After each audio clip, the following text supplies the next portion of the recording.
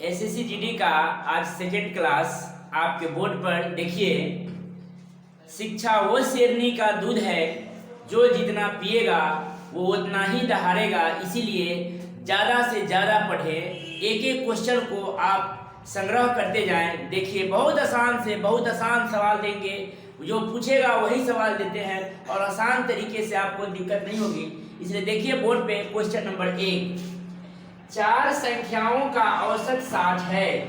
इनमें से प्रथम संख्या अंतिम 3 संख्याओं के योग का 1/4 है, तो पहली संख्या क्या होगी? कुछ नहीं करना है, औसत वाले सवाल है।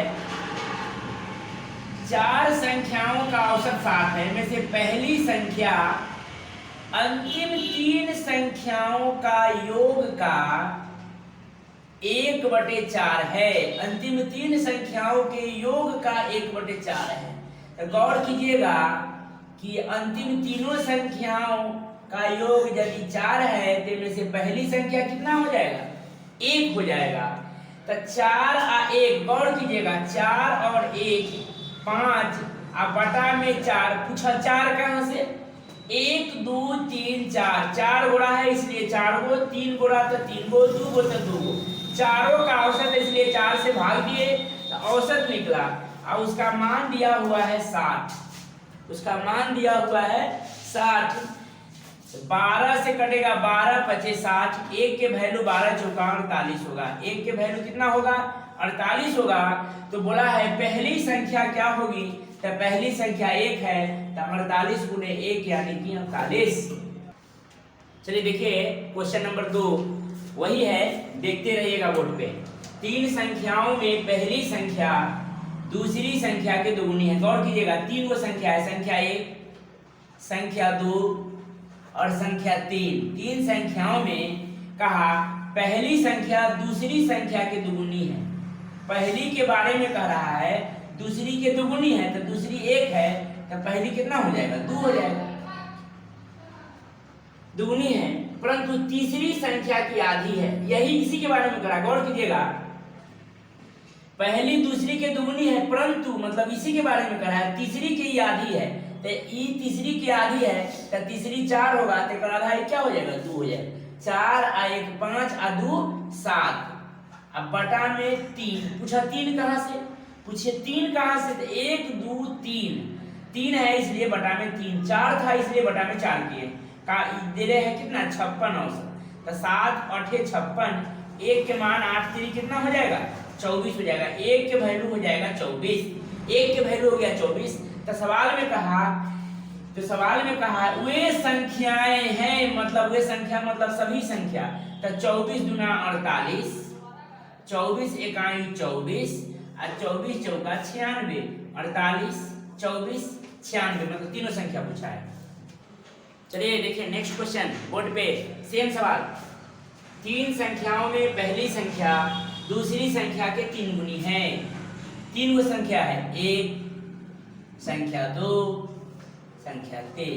3 संख्याओं में पहली संख्या दूसरी संख्या के 3 गुनी है, 1 है तो ये 3 है, हो गया। तीसरी संख्या पहली संख्या के 5 गुनी है, तीसरी इसका ही 5 गुनी है, तो 3 के 5 गुनी 5 दिया कितना हो जाएगा? 3 5 15 हो जाएगा। अब कहा तीनों संख्याओं का औसत दिया है 57, तो 15 1 16 और 3 19, अब बटा में 3। पूछा 3 कहां से? 1 2 3, औसत 3 उड़ा के इसलिए 3। ध्यान दीजिएगा, ये नहीं छोड़िएगा, छोड़ दीजिएगा तो नहीं बनेगा। 19/3 के वैल्यू दिले है कितना? 57।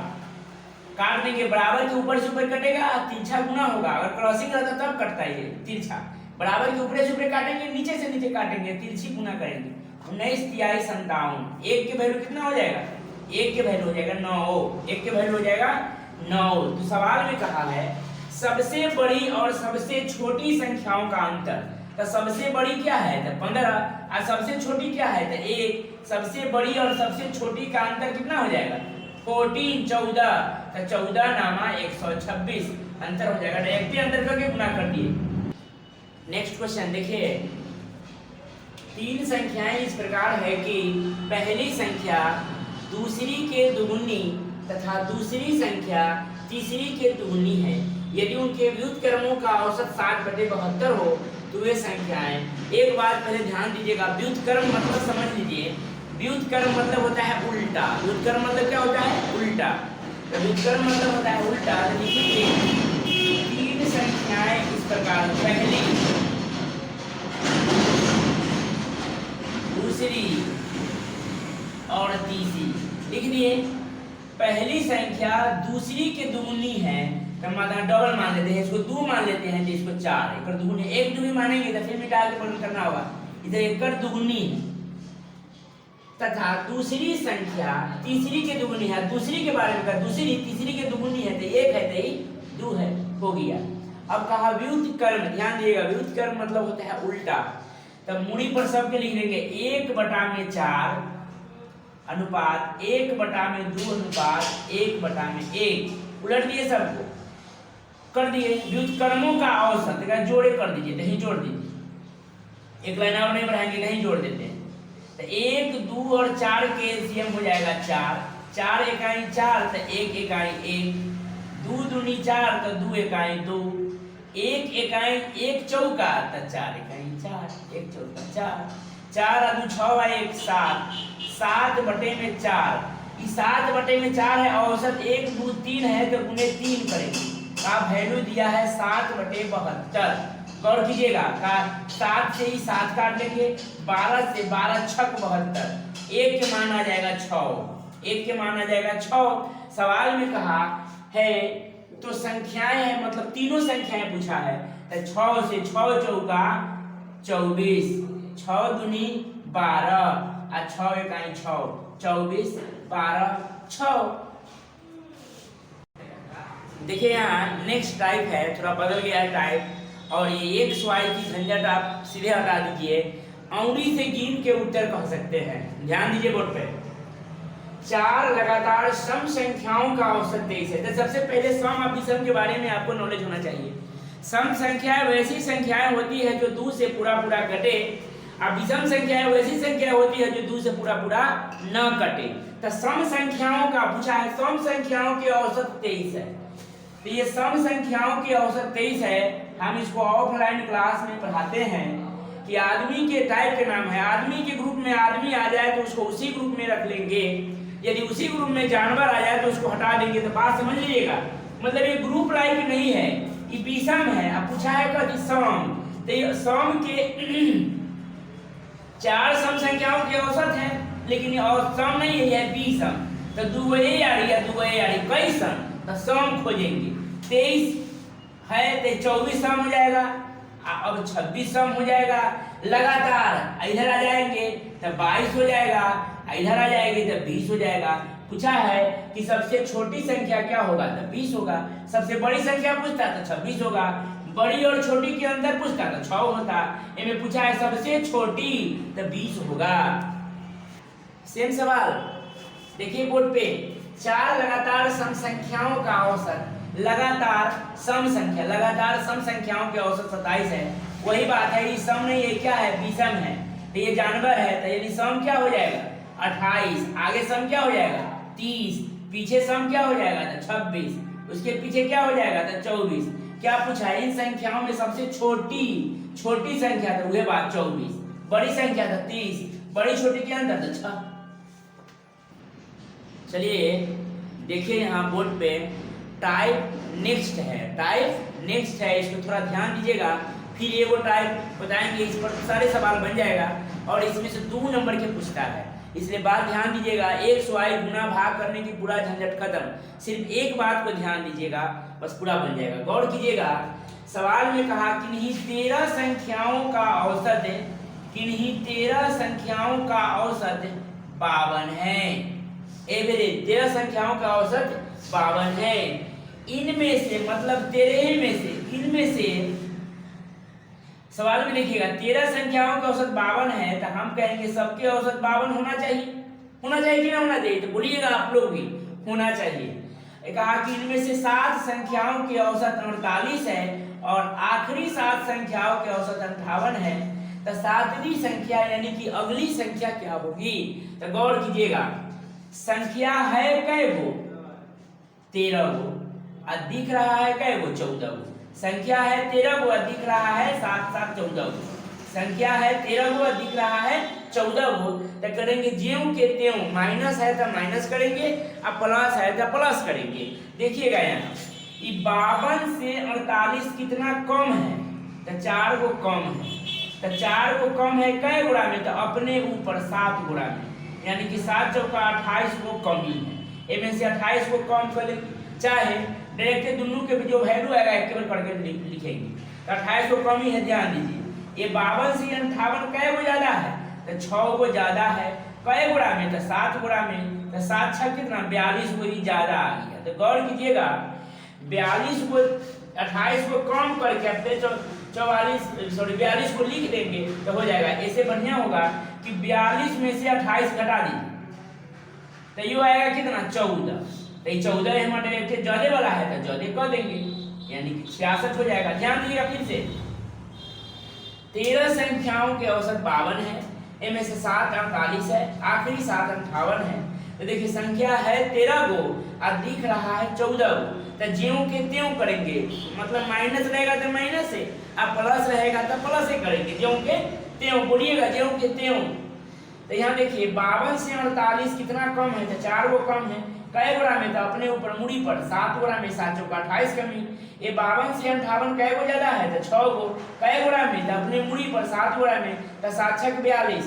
42 को ज्यादा 28 को कम, तो 42 28 के अंतर कितना 14 को ज्यादा होगा। 14 को ज्यादा होगा तो 14 को यहाँ जोड़ दिए 66 उत्तर।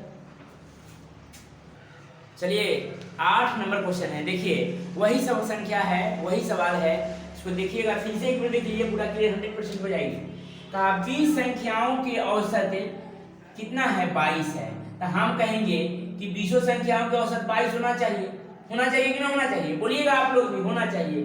सर बोलेंगे सर इतना बोलना है, आप लोगों को कहा जा रहा है कि कोई फार्मूला कोई एक्सवाई कुछ नहीं लगाना है, सिर्फ सर के साथ साथ बोलना है। आप 100% मैथ सीख जाइएगा, 100% मैथ सीख जाइएगा। खाली बोलिए मेरे साथ, आप बोलो, बोलिए भी, बोलते जाइए, मैथ सीखते जाइए। 20 संख्याओं के औसत 22 है, तो सबके औसत 22 होना चाहिए कि ना होना चाहिए, तो होना चाहिए, बोलिएगा होना चाहिए। इनमें से 11 संख्याओं के औसत 23 है और आखिरी 10 संख्याओं के औसत 21 है। तो बताइए 11वीं संख्या यानी कि अगली संख्या क्या होगी। तो यहाँ देखिएगा 22 से 23 कितना ज्यादा है, तो एक वो ज्यादा है। कै गुणा में, 11 गुणा में, तो 11 वो ज्यादा होगा। यहाँ 11 को जोड़ दीजिए, चाहे लास्ट में काम करेंगे। अच्छा 22 से 21 कितना कम है, तो एगो कम है। कै गुणा में, तो 10 गुणा में, तो थोड़ा 10 कम ही होगा। गौर कीजिए 11 को ज्यादा 10 को कम, नहीं तो एगो ज्यादा, बस एगो प्लस लिख देंगे और 23 मारेंगे, उत्तर हो जाएगा। देखिए आराम आराम से पढ़ाने के लिए कहा गया है कि थोड़ा आराम आराम से पढ़ाइए सर, ठीक है। चलिए यहाँ देखिएगा 11 परीक्षणों का औसत 60 है, तो लिखेंगे 11 परीक्षणों का औसत 60 है। तो सबके औसत 60 होना चाहिए कि ना होना चाहिए, तो होना चाहिए, सबके औसत 60 होना चाहिए। कहा कि इनमें प्रथम 5 परीक्षणों का औसत 58 है और अंतिम 5 परीक्षणों का औसत 56 है। तो छठा परीक्षण यानी कि अगली संख्याएं कौन सी होगी। ध्यान दीजिएगा एक बात और, उस पिछला सवाल में और इस सवाल में थोड़ा अंतर है। सवाल में हम बोले थे कि संख्या है कै गो 11 गो, और उस पिछला सवाल की बात कर रहे हैं और दिख रहा था कै गो 12 गो। संख्या यहाँ कम और दिख रहा था ज्यादा, तो हम कहे थे कि ज्यों के त्यों, माइनस है तो माइनस से किए थे और प्लस है तो प्लस से किए थे। लेकिन यहाँ देखिएगा तनका बात बदला है, एकदम तनका सा, इसलिए आप कंसेप्ट को नहीं बदल दें, थोड़ा बात ध्यान दीजिए। 11 वो संख्या है, दिख रहा है क्या वो 10 को 5 5 10 संख्या 11 दिख रहा है 5, तो इसमें करेंगे चिन्ह चेंजेबल। प्लस है उसको माइनस कर देंगे और माइनस है उसको प्लस कर देंगे। इसलिए देखिएगा यहाँ संख्या 11 को है, दिख रहा है क्या वो 10 को, तो चिन्ह चेंज करेंगे, ज्यादा को कम और कम को ज्यादा। तो 60 से 58 कितना कम है, 2 गो कम है तो 2 गो ज्यादा कर लेंगे। यही चीज को देख लीजिए, 2 गो कम है तो 2 गो ज्यादा कर लिए।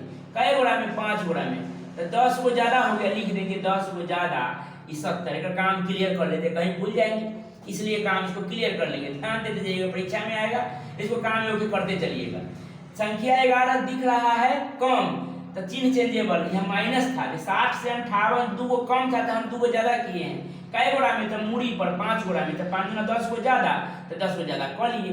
एकरा से ही कै गो कम है तो -4 गो कम है, यहाँ प्लस करेंगे 4 गो, यानी कै गोड़ा में तो 20 को ज्यादा हो जाएगा। 20 को और यहाँ लिख देंगे और 70 और 20 90 ठोकेंगे। अगला क्वेश्चन को देखिए। चलिए सेमे सवाल, सेमे टाइप, नेक्स्ट क्वेश्चन देखिए। उसमें थोड़ा छोटा छोटा हो गया है, बड़ा बड़ा लिखेंगे। आदत है ऑफलाइन क्लास में छोटा छोटा पढ़ाने के, इसलिए हो जाता है, अब बड़ा बड़ा लिखेंगे। देखिएगा यहाँ 9 प्रेक्षणों का औसत है कितना 50, तो हम कहेंगे सबके मान 50 होना चाहिए। होना चाहिए कि ना होना चाहिए, बोलिएगा। होना चाहिए 50। इनमें से प्रथम 4 का औसत दिया है 52 और अंतिम 4 की औसत दिया है 49, तो संख्या है 9 गो और दिख रहा है कै गो 8 गो। तो फिर वही करेंगे, चिन्ह चेंजेबल करेंगे, प्लस को माइनस और माइनस को प्लस। तो गौर कीजिएगा 50 से कितना ज्यादा है, 50 से कितना ज्यादा है, 2 गो ज्यादा है तो 2 गो कम कर लेंगे, डायरेक्ट लिखेंगे 2 गो कम। 4 गोड़ा में तो 8 गो कम, बस यहाँ 8 गो कम कर लेंगे तो लिख लेंगे कितना 42, यहाँ 8 42। एक काम क्लियर। 50 से 49 कितना कम है तो ये कम है तो ये ज्यादा कर लेंगे। कै गोड़ा में 4 गोड़ा में तो 4 को ज्यादा लिख लेंगे। 42 और 4 46 हो गया उत्तर। नेक्स्ट क्वेश्चन, नेक्स्ट टाइप देखिएगा। बहुत सारा ऐसा सवाल पूछता है, गुना करके भी बना सकते हैं, लेकिन डेसिमल फ्रैक्शन भिन्न फ्रैक्शन में रहेगा तो गुना करने से बेहतर जो बात हम सिखाएंगे वही बात बनाइएगा। सारे क्वेश्चन पर शतम सत है, इसलिए क्वेश्चन को देखिएगा। समेकन, समेकन मतलब होता है सभी का मान बराबर। समेकन मतलब औसत होता है। समेकन मतलब सभी का मान बराबर। इसके बाद में हम पढ़ाएंगे ऑपरेशन, समेकन, ऑपरेशन, ओवरलैप। तो पहले समेकन को ध्यान दीजिएगा। 40 मानों का औसत 60 है और 60 मानों का औसत 40 है। हम गुना करके इसको तो बेहतर तरीके से बना सकते हैं, लेकिन हम जो बात बताते हैं उस पर ध्यान दीजिएगा। 60 और 40 में कॉमन क्या है, तो छोटका को उठाएंगे। समेकन में छोटका को उठाएंगे, तो ये नहीं समझ लीजिएगा कि ऑपरेशन में मोटका को उठाएंगे। उस ऊपर के मान लो बाद में बात समझाएंगे, पहले इसको पढ़िए।